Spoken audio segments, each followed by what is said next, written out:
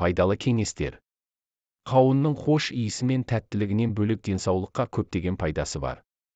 Ол құрамындағы дәрумендердің және құнарлы заттардың көптігімен пайдалы кеңестер арнасы қауынның пайдасы мен зияны туралы мәліметтерді ұсынады. Қауынның денсаулыққа пайдасы. Қауын жасұныққа бай.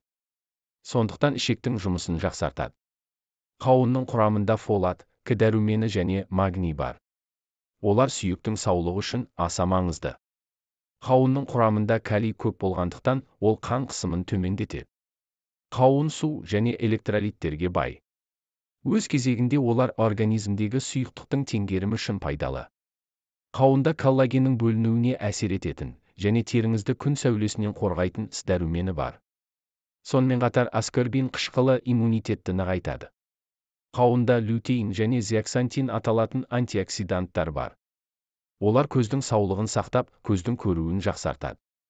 Қауынның құрамында темір, калий, кальций, магний, фосфор және А топтарының дәрумендері көп.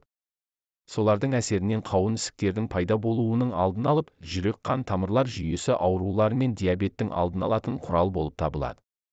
Сонымен қатар қандағы холестерин мөлшерін төмендетіп, атеросклероздың дамуының алдын алып, орталық жүйке жүйесін тыныштандырады.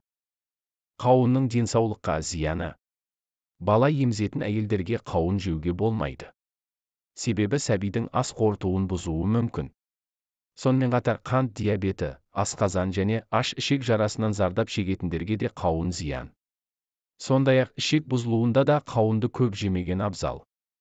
Егер бүйрегіңіз бен өт қабының саулығына диагностикалық тұрғыдан көз жеткізбесеңіз, аталған ағзаларыңызда құм немесе тастың бар жоғын білмеуіңіз мүмкін. Мұндай жағдайда қауынды көп жеу кері әсер етіп, отаға жеткізуі мүмкін. Қауынның құрамында жасұнықтың көптігіне байланысты, ол ауыр өнім болып табылады. Егер қауынды ішімдікпен араластырса, іш өтетінін анық. Сондықтан қауын жеген кезде суық су, әсіресе қышқыл сүт, айран ішуге және йогурт жеуге болмайды. Қауынның құнарлылығы және қалай дұрыс жеу керек. 100 грамм қауында 34 килокалория бар.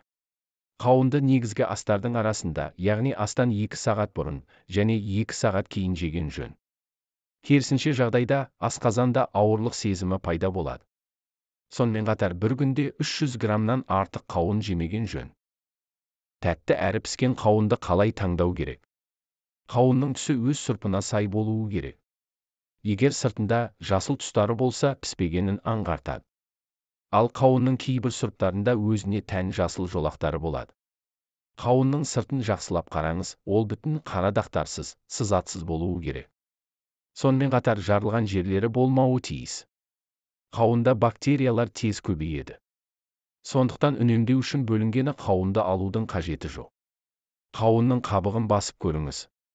Ол қаттылау болуы керек. Бірақ тым жұмсақ немесе тым қатты болса, басқасын таңдағаныңыз дұрыс. Қауын піскен кезде оның қабығының жасушаларына қаттылық беретін протопектин пектинге айналып, қауынның мәйегін жұмсартады. Қарбыз таңдағандағы сияқты, қауынның да сыртын алақанмен ұрып көру керек. Егер қатаң дыбыс шықса, піскенін аңғартады. Қауын қаншалықты жақсы піссе, оның құрамында хош иіс беретін заттар да соншалықты көп болады. Сондықтан әбден піскен қауынның иісі мұрын жарады. Одан ананас, ваниль және алмұрттың аралас иісі шығады. Жолдың бойында сатылатын немесе жерде жатқан қауындарды сатып алмағаныңыз дұрыс. Себебі қауынның сырты жұқа әрі нәзік болатындықтан, токсиндер, ауыр металдар және басқа да улы заттарды жылдам сіңіріп алады. Сіздерге қауын туралы толық ақпарат бердім. Видеом ұнаса арнама тіркеліп, өз пікіріңізді білдіре кетіңіз. Сіздің ойыңыз біз үшін өте маңызды.